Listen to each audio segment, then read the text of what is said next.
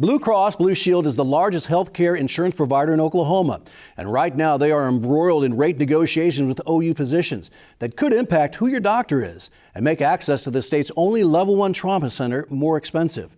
Reporter Catherine Sweeney is covering this story for our content partners at StateImpact Oklahoma. Catherine, let's begin with the players. Who and what comprises OU physicians, and just how big is BlueCross BlueShield in Oklahoma?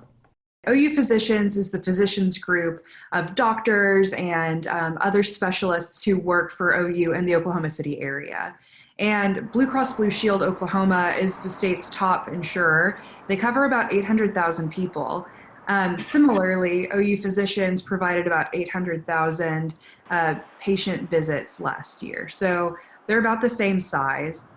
BlueCross BlueShield members, they pay the insurance company then pays OU physicians and other providers on a fee scale. So they say, you give my member a knee replacement and we give you this much money. They are arguing about that rate. OU physicians is saying they need more money. Then you have BlueCross BlueShield saying, well, that money has to come from somewhere and our members can't keep having their premiums go up. So they just can't reach a middle ground.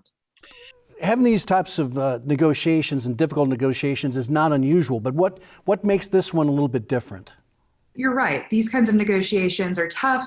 They're happening all over the country with a lot of other insurers and hospitals or providers, medical groups. This one seems to be a little bit different, according to some of the attorneys I talked with, because it is so public. OU Physicians has been taking full-page ads out in the Oklahoman. It's very much in the public realm, and that's usually not the case.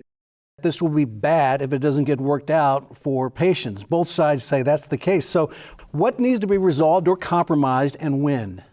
They are technically out of the negotiation phase now. They have until the end of June to have this transition period, right? So they have to have a few months to tell all these people, you might want to look for a new doctor. They can still reach an agreement and it will all be over if they can do that before the end of June. But come July, if that's not resolved, they'll be out of network with each other.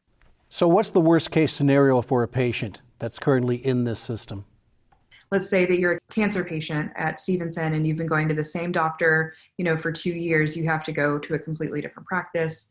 Or you can be a patient who needs a service that's only available at OU and you have to pay significantly more for it. Of course, in an emergency situation, hospitals have to provide care, but then they will bill you later. And if your insurance isn't in network, that can be a significantly more costly bill. Is it significant that BlueCross BlueShield is going to be a major player also in Medicaid going forward? Oklahoma, under Governor Kevin Stitt, is now trying to partially privatize Medicaid under a program called Managed Medicaid, or in our case, Sooner Select. BlueCross BlueShield is one of the vendors in this program that will kind of route about $2 billion in Medicaid funding to these private companies to oversee and kind of coordinate care for these people. And that means, BlueCross BlueShield is about to have a few 100,000 more members. And they're going to have to interact with OU physicians in that capacity as well. So I think that's putting a little bit more pressure on both sides. Catherine, if someone would like to read your article or your colleagues' articles, where do they go? They can go to stateimpact.npr.org/Oklahoma.